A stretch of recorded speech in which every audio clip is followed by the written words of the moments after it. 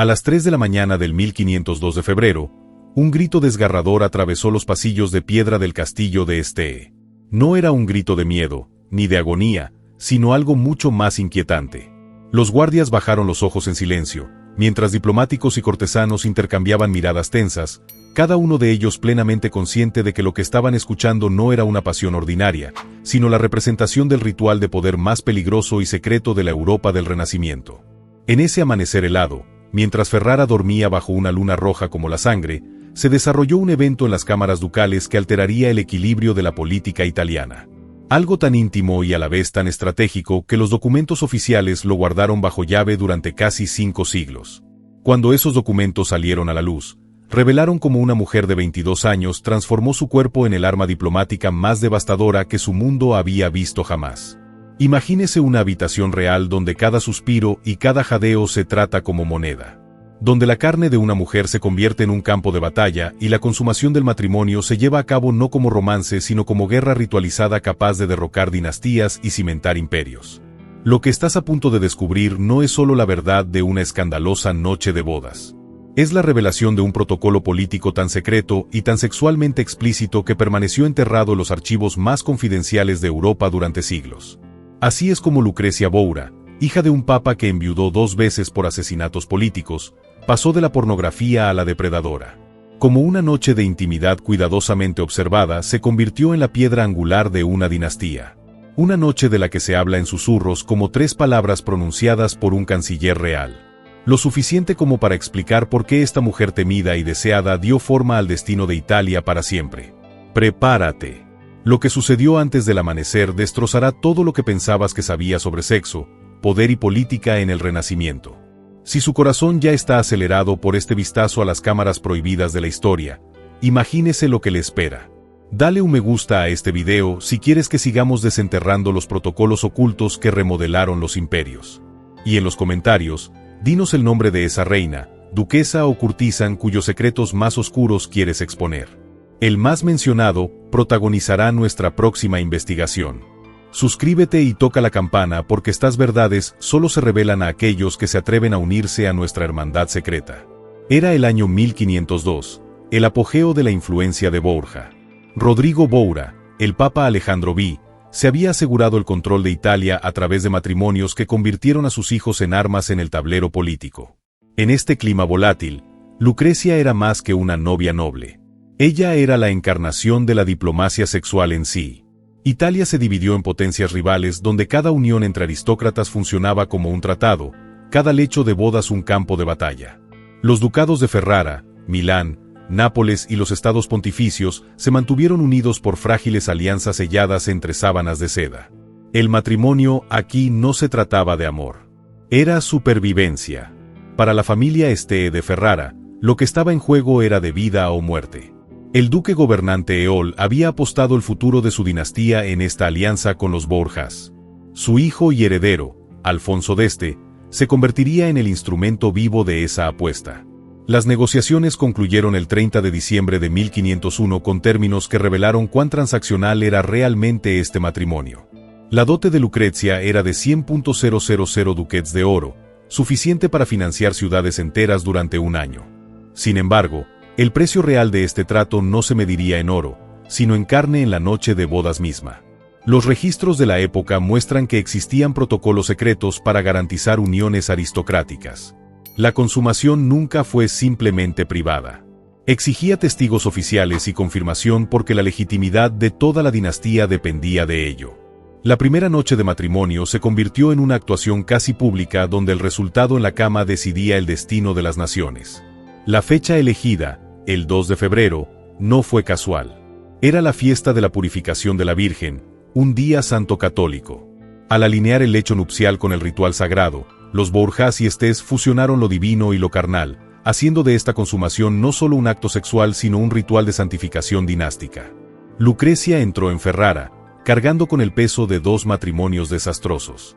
A los 22 años, su belleza, descrita por el poeta Petro Bembo como rara y luminosa, solo rivalizaba con su reputación manchada de sangre. Su primer marido, Giovanni Forcer, había huido tras ser acusado de impotencia. Su segundo, Alfonso de Aragón, murió estrangulado dentro del Vaticano, víctima de la intriga papal. Esta novia no era inocente. Era una sobreviviente armada con inteligencia, sensualidad y un peligroso dominio de convertir la debilidad en fortaleza. Su nuevo esposo no podría haber sido más diferente. Alfonso d'Este, de 25 años, era soldado, ingeniero y hombre que forjaba sus propios cañones con sus propias manos. A diferencia de los débiles cortesanos de otras cortes italianas, Alfonso irradiaba poder sin necesidad de demostrarlo. Tocaba música con elegancia, diseñaba artillería con precisión y encarnaba tanto la fuerza de un guerrero como el refinamiento de un príncipe renacentista. La colisión de estas dos figuras, Lucrecia, convertida en arma a través de la seducción, y Alfonso encarnando el poder crudo y pragmático, preparó el escenario para una de las uniones más explosivas de la época. El inesperado encuentro en Bentivoglio, el 3 de enero, ya lo había cambiado todo. En ese encuentro privado, Lucrecia y Alfonso descubrieron una chispa de verdadera atracción, algo que nadie había planeado y algo que complicaría los fríos cálculos de la estrategia política. Lo que se suponía que era una actuación ritualizada, ahora estaba mezclada con una pasión auténtica, dando a la noche siguiente una intensidad que ni la Iglesia ni el Estado podían controlar por completo. En febrero, y Ferrara se convirtió en un teatro. La procesión triunfal que llevó a Lucrecia a la ciudad se escenificó como una obertura de la verdadera actuación que seguiría a puerta cerrada. Los ciudadanos la vitorearon cuando pasó, envuelta en un vestido francés forrado de hombre, un collar de diamantes y rubíes que captaba la luz del invierno. Pero mientras la gente aplaudía, ya se estaba preparando otra actuación en secreto. En los pasillos del palacio, espías y escribas se colocaron para registrar el más mínimo detalle de lo que estaba a punto de desarrollarse.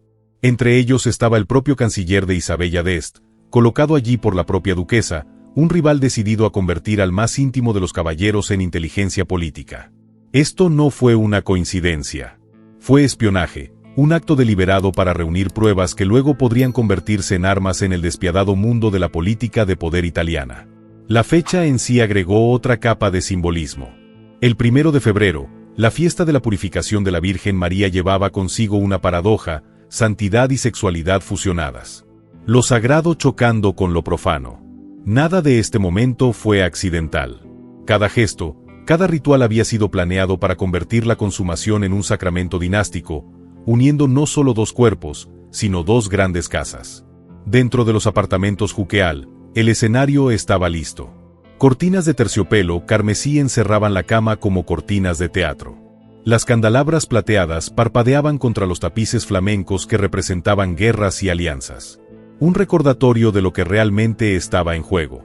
Aquí, en una sala transformada en santuario y escenario, estaba a punto de escenificarse la actuación política más importante de la década. Cuando Alfonso entró, tanto él como Lucrecia conocían sus papeles. Su encuentro en Benavoglio ya había despertado algo genuino entre ellos. Pero ahora esa chispa tenía que ser aprovechada y exhibida como prueba. Lo que se desarrollaría no era simplemente un acto privado. Era un ritual arraigado en siglos de costumbres aristocráticas. Para los matrimonios nobles en Europa, la consumación era más que intimidad. Era un certificado de legitimidad, un acto vinculante que demostraba que los herederos podían nacer, las alianzas aseguradas, las dinastías continuaban. Pero en la Italia del Renacimiento, la refutación requería testigos, silenciosos, ocultos, pero presentes de todos modos. La Cama Real se convirtió en una sala de audiencias. El acto de amor, un veredicto que decidiría el futuro de las naciones. La Crecia, endurecida por dos matrimonios desastrosos, entendió esto mejor que nadie.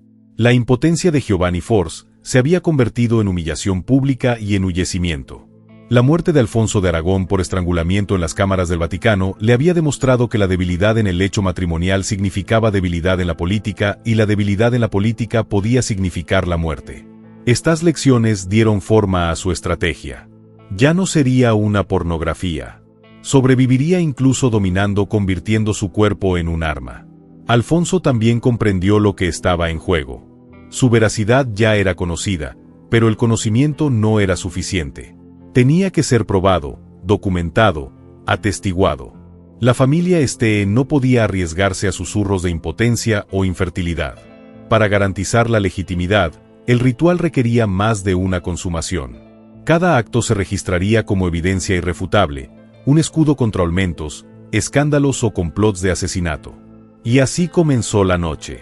La primera consumación conllevaba una carga que ninguno de los dos esperaba. La verdadera pasión mezclada con la necesidad política produjo una energía que los sobresaltó incluso a ellos. Por una vez, el deber y el deseo se alinearon. Esta unión no solo fue escenificada, sino vivida. La segunda consumación registrada por el rector incrustado de Isabella d'Este mostró cuán de cerca se monitoreaba cada momento. Para los forasteros, esto podría parecer una invasión, pero a los ojos de la corte, era un deber. La alcoba era simplemente una extensión de la sala de tratados y cada suspiro y grito era testimonio político. El tercer y último acto selló el ritual. Ya no era solo la unión de dos individuos. Fue la creación de una alianza viva, un nuevo eje de poder entre las familias Borja y Este. Los registros oficiales de esa noche proporcionaron la validación legal y política que ambas cámaras necesitaban. La resistencia y la compostura de Alfonso demostraron no solo su veracidad, sino también su acero psicológico. Desempeñarse bajo tal presión requería la misma disciplina que mostró como líder militar. Lucrecia, por su parte, reveló los instintos de los sobrevivientes que la habían mantenido viva a través de la traición y la sangre. Juntos habían transformado una prueba peligrosa en triunfo. Esta noche de pasión presenciada, documentada y santificada, no se trató solo de amor. Era política. Era poder. La capacidad de Lucrecia para transformar la debilidad en poder, convirtiendo su propio cuerpo en un escudo contra la destrucción política, sentó un precedente que resonaría en todo el Renacimiento. Las meticulosas notas registradas por el canciller oficial se convirtieron en algo más que chismes o escándalos. Se convirtieron en un documento vinculante, un certificado de legitimidad donástica que podría proteger la unión de Estaba durante décadas. Dentro de esas páginas había una garantía contra la anulación, contra los complots para socavar el matrimonio, contra las excusas que las potencias rivales usaban a menudo para lanzar ataques militares o diplomáticos. Esa noche del 2 de febrero de 1502 crearon un nuevo paradigma. A partir de entonces, la consumación múltiple documentada no fue una rareza, sino el estándar para validar uniones políticas de la más alta importancia. La alcoba real ya no era simplemente un espacio privado. Era una sala de audiencias, un escenario y un campo de batalla donde la actuación sexual en sí misma determinaba el destino de los imperios. Cuando amaneció el 3 de febrero, dos individuos se habían transformado.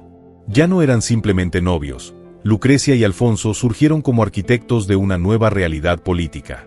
Su exitosa ejecución del ritual dinástico le dio a la alianza una base tan sólida que se extendería por toda Italia durante décadas, mostrando al mundo que la sexualidad, cuando se aprovecha estratégicamente, podría ser el arma más afilada en el arsenal de un gobernante. Las reverberaciones se extendieron mucho más allá de los muros del castillo de Ferrara. Lo que había comenzado como un ritual íntimo era ahora un terremoto político. Los rivales que habían rezado para que el matrimonio colapsara quedaron impotentes ante las pruebas documentadas. Ya no podían descartar a Lucrecia como una pornografía contaminada o a Alfonso como un simple soldado. El expediente se mantuvo como evidencia irrefutable. Esta unión era legítima e inquebrantable. Casi de la noche a la mañana, la posición de Lucrecia dentro de la corte de Esther se transformó. Ya no era una extraña tolerada, se volvió esencial. Su supervivencia ahora estaba directamente ligada a la supervivencia de la dinastía misma. Su muerte traería el caos. Así que su presencia garantizaba estabilidad. Por primera vez, era intocable. Alfonso también salió fortalecido. Su actuación había demostrado no solo vileza sino resistencia bajo presión. Donde otros herederos nobles habían flaqueado, humillados por enulments o susurros de insuficiencia, Alfonso había triunfado. Su reputación como el verdadero sucesor de Ferrara ya no era una cuestión sino un hecho. Pero no todos se regocijaron. Isabella d'Este, que siempre había gobernado la vida de la corte como la estrella sin rival, ahora se enfrentaba a un rival peligroso. El éxito de Lucrecia la había convertido de un objetivo en una fuerza. La rivalidad entre las dos mujeres, ya tensa desde su primer encuentro en Malalbero, ahora estalló en una guerra silenciosa.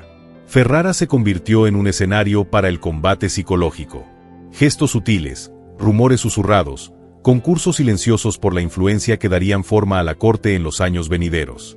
La alianza también remodeló la geopolítica de Italia. Francia, España y los ducados rivales se vieron obligados a reconocer el vínculo de Este como un bloque de poder consolidado. Los cálculos diplomáticos cambiaron. Los tratados, Las rutas comerciales y las estrategias militares tuvieron que ser rediseñados en torno al hecho de que los Borjars y los Estés se habían fusionado con éxito en uno solo. Sin embargo, la política no fue el único campo de batalla. El 5 de septiembre de 1502, Lucrecia dio a luz a una hija muerta después de convulsiones durante el parto. Los rumores se estallaron de inmediato. ¿Fue concebida la niña en la noche de bodas o antes durante sus reuniones secretas con Alfonso antes de Ferrara? Los cronistas se obsesionaron con la línea de tiempo porque la paternidad no era simplemente personal. Era una prueba política de legitimidad. Recia casi muere, afectada por la fiebre puerperal. Muchas mujeres no sobrevivieron. Su recuperación fue vista por los contemporáneos como una prueba del favor divino, evidencia de su fuerza y la seguridad de que aún podía proporcionar herederos. Pero la terrible experiencia la cambió. Enfrentar la muerte en el parto endureció su sentido de que la supervivencia en este mundo exigía más que belleza u obediencia. Exigía estrategia. Esta nueva claridad la llevó por otro camino peligroso. Aproximadamente un año después, entabló una relación con Francesco Gonzaga, marquesina de Mantua, y esposo de su acérrima rival, Isabella d'Este. Fue un asunto nacido no solo de la pasión, sino del cálculo. Al elegir al propio marido de Isabel, Lucrecia golpeó el orgullo de sus rivales al tiempo que se aseguraba otra línea de protección política. La relación se ocultó cuidadosamente, pero su impacto fue sísmico. Las cartas entre Lucrecia y Francesco descubiertas siglos después revelan tanto una emoción auténtica como una astucia política. Ella no solo lo estaba manipulando. Encontró en Francesco una conexión genuina, pero que también sirvió de seguro contra sus enemigos. Su capacidad para equilibrar este asunto mientras preservaba su matrimonio con Alfonso mostró el dominio que había desarrollado sobre la diplomacia sexual. Ya no era simplemente una sobreviviente. Era una estratega, tejiendo redes de intimidad y lealtad que podían protegerla contra cualquier amenaza. Para Isabella, el asunto fue devastador. Perder influencia en la corte era una cosa, pero perder la atención de su esposo hacia Lucrecia era un ataque tanto personal como político. La rivalidad que siguió perseguiría la corte de Ferrara durante décadas. Para Isabella d'Este, la revelación de que su esposo había caído en los brazos de su rival más feroz fue más que una humillación. Fue una catástrofe política. Los susurros de la corte se convirtieron en dagas. La misma mujer a la que buscaba disminuir había devuelto el golpe con un arma. La propia Isabel había dominado la influencia a través del deseo. La Crecia no solo se había vengado a sí misma, sino que había redefinido el juego, demostrando que la intimidad podía convertirse en un arma con la misma eficacia que los ejércitos. Su romance con Francesco Gonzaga, sostenido durante años, se convirtió en un nuevo modelo de diplomacia sexual renacentista. Estos no fueron romances fugaces. Eran extensiones tácticas de la política. Los asuntos aristocráticos se convirtieron en redes de seguridad, diversificando la red de protección al igual que los reinos diversificaron sus alianzas. Pronto siguieron otras casas nobles, tejiendo sus propias redes de amantes y confidentes como escudos contra la traición y el exilio. Mientras tanto, los herederos legítimos Lucrecia Borgia Alonso consolidaron su posición más allá de toda disputa. Cada nacimiento era la prueba viviente de que el protocolo de legitimación de su noche de bodas había tenido éxito. Con cada niño, ya no era simplemente tolerada. Ella era indispensable. La supervivencia de la dinastía Este estaba ligada directamente a su cuerpo, su resistencia y su capacidad para brindar continuidad. Su evolución fue extraordinaria. Lucrecia, que alguna vez fue una pornografía atrapada en la brutal mecánica del matrimonio dinástico, se había transformado en una arquitecta de su propio destino. Convirtió las vulnerabilidades de su género en herramientas de poder, demostrando que la estrategia podía coexistir con la supervivencia. Donde otros estaban rotos por las circunstancias, ella lo dominaba. La noche de bodas del 2 de febrero y los archivos que dejó siguen siendo una de las ventanas más detalladas sobre cómo funcionaba realmente la diplomacia matrimonial del Renacimiento. Quítese los vestidos de cuento de hadas y los votos poéticos, y lo que queda es un cálculo crudo. Uniones forjadas no por amor sino por poder. Consumaciones organizadas y documentadas para evitar la anulación. Protocolos sexuales diseñados para anclar alianzas en algo irrefutable. La plantilla iniciada por los Borjars y el SDS se extendió. La documentación más la consumación se convirtieron en la fórmula para alianzas inquebrantables. Incluso después de su muerte, sus descendientes heredaron no solo tierras, sino una metodología. Un sistema frío y preciso donde el dormitorio era tan crucial para la política como el campo de batalla. La transformación de la Grecia de porno a agente de poder se erige como uno de los ejemplos más sorprendentes en la historia europea de una mujer que se apodera de la agencia en un mundo diseñado para aplastarla. Demostró que la inteligencia, el coraje y la intimidad estratégica podían doblar las reglas de un sistema que se creía inamovible. Y, sin embargo, su historia es solo un fragmento de un mosaico oculto. Los archivos de Europa guardan innumerables secretos similares. Protocolos enterrados porque revelan truths demasiado escandalosos para el registro oficial. Las reinas, duquesas y curtisans esgrimían la sexualidad como arma, tan decisiva como la diplomacia o la guerra. ¿Sabías que Catherine de Medici perfeccionó un sistema de seducción que le permitió controlar a 3 reyes franceses? Que el dominio de la política erótica de Anne Boleyn destrozó la unidad católica de Inglaterra y dio a luz a una nueva religión. Que Isabel de Castilla asegurara la unificación de España orquestando una consumación tan atestiguada que requirió 5 cancilleres oficiales. Estas mujeres nunca fueron pasivas. Eran jugadores letales en un juego peligroso, reescribiendo las reglas desde el interior de jaulas doradas. Si este vistazo al mundo de Lucrecia te ha inquietado, si te ha demostrado que las verdades más prohibidas de la historia son mucho más fascinantes que los mitos desinfectados, entonces solo has arañado la superficie. Escondidos en los archivos secretos de Europa hay sistemas enteros de diplomacia de dormitorio que remodelaron imperios. El pasado todavía tiene secretos y estás a punto de descubrirlos. Por favor, dale me gusta y suscríbete al canal. Nos vemos en la próxima.